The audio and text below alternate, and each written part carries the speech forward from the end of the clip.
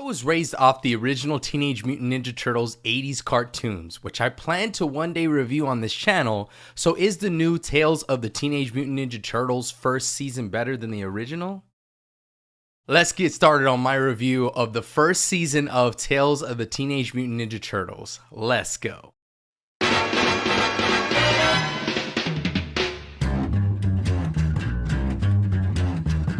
I think it's time to blow this thing.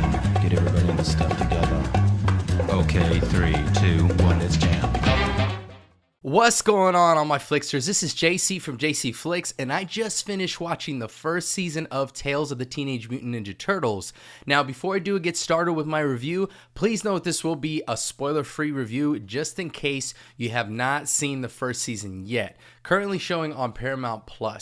Also, please make sure that you hit that like, hit that subscribe, and hit that notification bell to stay up to date on new cartoons and shows that I'm watching and reviewing just like this. Initially, when I first saw the previews for and then watched Teenage Mutant Ninja Turtles Mutant Mayhem last year, I not only loved the style, animation, and the new take on it, blending the comedy with action and the kid-like charm with all 4 turtles exhibited in the film, but also that they were much younger in this iteration. I was excited and pretty pleased with the film, to say the least. Even more of an exciting element of that movie was that Seth Rogen and Evan Goldberg were both attached to the film. Yes, the two that were responsible for such films and shows as Superbad, Sausage Party, This Is the End, the underrated show Preacher, The Boys Diabolical, so on and so forth. The two have not only had a successful track record of producing and creating good films and shows, but have also cemented themselves as one of the go-to directors and producers in the industry, especially with the success that Seth Rogen has had recently with The Boys and Invincible. So naturally, after the Mutant Mayhem fresh take on the iconic characters of the Teenage Mutant Ninja Turtles, I was stoked to see a sequel, a comic book,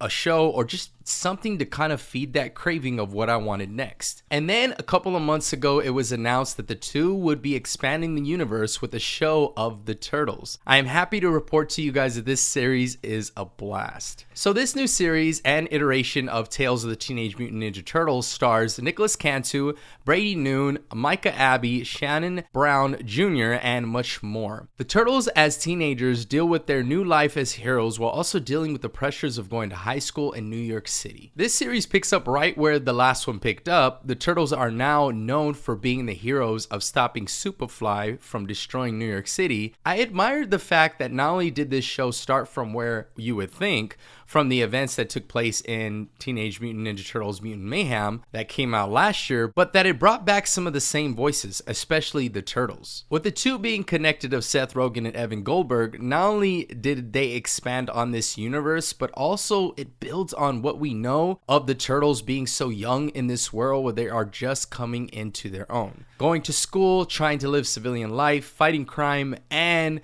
stopping other mutants or stopping any kind of dirt that is going on in their city. When the season starts, we are introduced to each turtle through each of the first 4 episodes individually, with the first episode being just about Leo, then transitioning to the second episode being just about Mikey, then capping off with episode 3 and 4 being about Donnie and Raph. Throughout these episodes, you see our heroes get out of situations using their own strengths and leverage. Bear with me here, although they are apart from one another in these first 4 episodes, each turtle asks themselves what each other would do. It brings an interesting dynamic and takes the show to explore more of who they are and what their weaknesses or strengths are. And it also shows you why they are so strong as a group and as a unit. One of the negatives I felt like I had with Teenage Mutant Ninja Turtles Mutant Mayhem, this is kind of a spoiler for that film, is that although I liked Ice Cube as Superfly, I didn't care too much for the whole Godzilla-like finale when he stormed the city and our heroes are forced to stop them. Just the way it played out and how Superfly became this huge kaiju-like monster destroying the city to me seemed like a bit of a stretch, especially from the original lore of the Turtles and some of the earlier iterations. But this show strengthens on what made that movie entertaining and downright funny, and it expands with more mutants action, trouble, and laughter. Now let's talk about the villains of the show. Although I wasn't too keen on Bishop being the big baddie of this first season, as each episode goes on, we start to see more of her backstory and begin to empathize with her by the end. Alana Ubach does a great job of showing the villain's complexities in just a voiceover, leading you to think that she is just pulling these mechazoid robot strings, but then showing a sense of emotional human-like qualities right when we are hit with the finale. It shows the levity and balance in this show and with these characters, not just with our protagonist, but it shows overall that it can be just more than a kid's cartoon. Timothy Olyphant as the mutant Goldfin also adds a mob-like dynamic to the show as he leads his henchmen, devising a selfish plan that comes really close to succeeding. As far as the voices, we get the same voices of the Turtles, including Nicholas Cantu as Leonardo, Brady Noon as Raphael, Micah Abbey as Donatello, and Shannon Brown Jr., who I honestly feel like should have switched voices with Donnie and Mikey, but they are both still wonderful in the voicing of the Turtles. We even get some returning voices in Ayo Edebiri as April, Post Malone and Rose Byrne as Ray Fillet and Leatherhead, and a few others. Although we don't get Jackie Chan as Master Splinter again, we do get a clever fill-in voice that offers an entertaining and funny substitute for the time being. We also get fresh newcomers like Pete Davidson as Rod, Timothy Olyphant as Goldfin, who is a villain fish, and Danny Trejo as Mustang Sally.